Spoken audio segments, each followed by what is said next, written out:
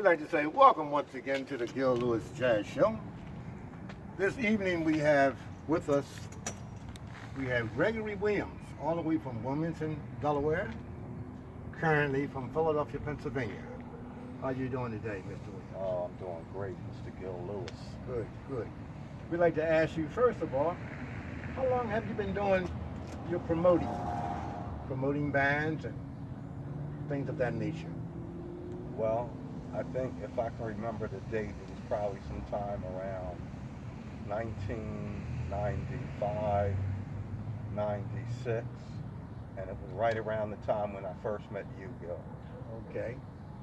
And then you were doing some concerts down at the theater down in Wilmington a while back. Yes, we did our first live benefit concert. That actually was in 95. 95? No, it was in 96. It was, I believe, May of 1996.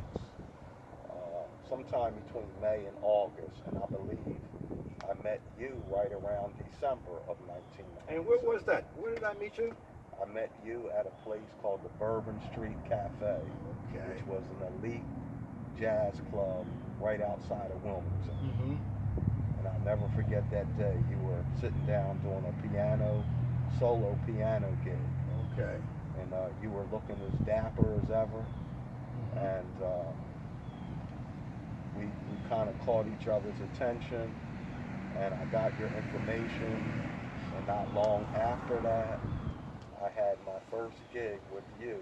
And I had just recently started the music business. I had my first gig with you at a place on the Market Street Mall, and you had your famous band, the Gil Lewis Jazz Trio, okay, that played there on the Market Street Mall at an elite cafe called the Seville Cafe. Okay. You came in with your Hammond B3 organ, mm-hmm. and I remember it was an awesome show. Okay. And you did something at the Clifford Brown Jazz Festival too, didn't you? Yes. Tell us about that. Tell some of the fans out there what you did with the Clifford Brown Jazz Festival. Well, around that, in 1990, I think 8 or 1999, I had the opportunity to be one of the promoters for the Clifford Brown Jazz Festival. Mm-hmm. And what I did was I was the head promoter for what was called the Clifford Brown Jazz Loop. So we had shows going on every night of the festival at all of the jazz clubs, bars, and restaurants in the Wilmington area. Okay. And we had about 20, 25 shows going on for the jazz group. I also was involved in the big shows that we had on the big stage at Rodney Square as well. And we had the trolley, the old school trolley that would drive people on the trolley from place to place for the jazz loop. Okay. And I'm sure you were a part of that too. And then we did the Clifford Brown Jazz Festival kickoff at the Delaware Theater, which you were a part of about 2 or 3 years. Tell me about Clifford Brown. How old was he when he passed on? Wow, now you're testing me. I think he was about 26 years old. About 26, okay. And that was before. Well, actually, I think he passed away sometime around the year I was born. Okay. If I'm not mistaken, and he was on the road, getting on the road, and he unfortunately was killed on the Pennsylvania Turnpike. Okay, Pennsylvania Turnpike. On the way to a show. Okay. And the amazing thing about Clifford Brown, and I'm not originally from Wilmington, but we're sitting right here in Wilmington right now. This man was only 26 years old, I believe, when he passed away. He accomplished a great deal. So many things. Great Still deal. today considered to be One of the great icons. Right. One of the great jazz performers, one of the great jazz trumpeter players, Mm-hmm. and did all of that before the age of 26. Great. And how about your father? You have a great father that's out here. You did a lot of things promoting your father on some of the scholarships and things of that nature. Tell us a little bit about that. Well, my father, Tony Williams, he's a legendary jazz saxophonist. He's my roots in the music. And he, in the early 60s, he still is an icon, but in the early 60s, he was really hot as a younger jazz saxophonist. Sure. Right now, he's 89 years old. God bless him. Still God plays. bless him. And he started off, as a youngster playing, but if you're familiar with Philly International. Sure, I am. The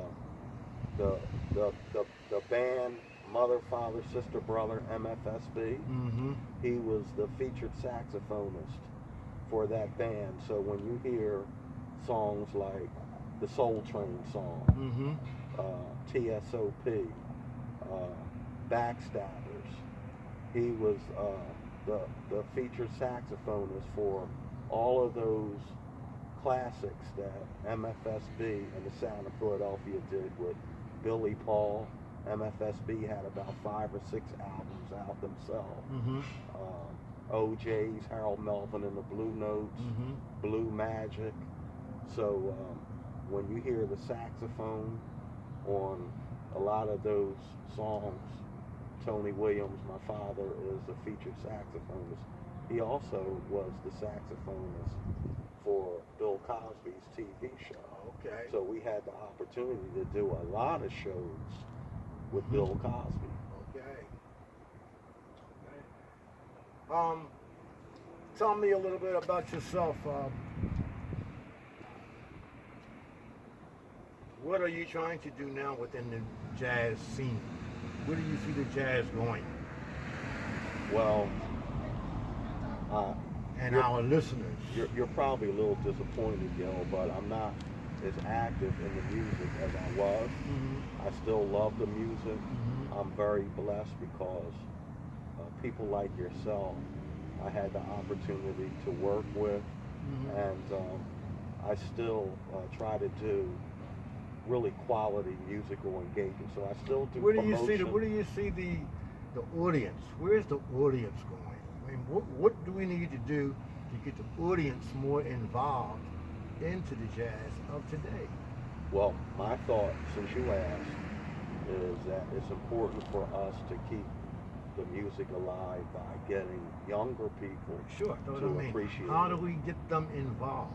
Well, my idea Just want your opinion on this. My idea is, since hip-hop is such a big attraction for the younger population, that we have to figure out a way to be able to include and incorporate jazz in hip-hop, even if we have to use sampled jazz standards or have live jazz bands that are doing the background music with some of the hip-hop beats with some of the artists.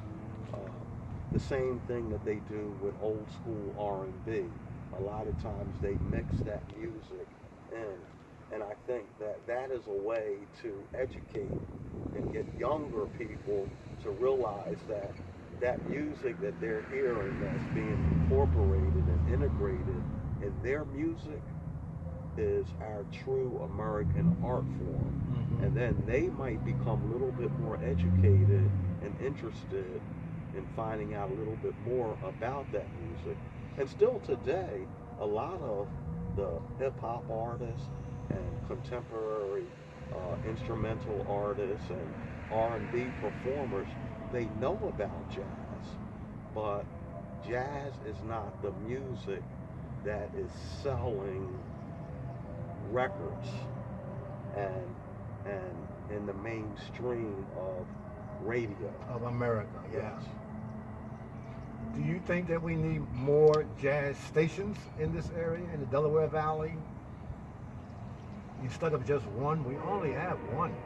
And that covers Delaware, Philadelphia, New Jersey. Don't you think we need more? Well, that wouldn't hurt, Gil. That wouldn't Mhm. hurt at all. That would be a benefit to the music. To grow, Yes. to get more people into it, involved into the jazz. Yes. Yeah. Or even incorporate time on other radio stations where they can focus on jazz. Mm-hmm. Maybe just for an hour or two during the day. Mm-hmm. Incorporate jazz in their music. And some of the shows that we see on television seem like they should bring some jazz and have young jazz performers performing the jazz, you know? In Philadelphia, you have the what is that place in Philadelphia called? Broad and Spruce. Broad and Spruce. The Clef Club. Oh yes. Now and they really Fitzgerald. have some young, good jazz musicians there. They got Legene Henley. She was co-hosting a jazz event there when I was there, and they need to be brought out. There's a lot of good young people. That's good, but they don't get that promo. Yeah. And we need more promo like yourself. We need more people who can promote those people like yourself. You know, that's why we here to encourage you, maybe to try to get in contact with some of them young ones and try to get them out there, get them in the face, get them known a little bit in this Delaware Valley. So that's why we're trying to get that question to our promoters. Well, I'm always inspired by you. And gospel. And gospel. We want gospel. We definitely want that. But we want to try to focus on the jazz thing too, you know? Well, I'm always inspired by you, Gil, because you always have that passion to keep this music alive. You So gotta try to what keep you're it alive. doing, what you're doing, and what you have been doing throughout is a beautiful thing. Mm-hmm.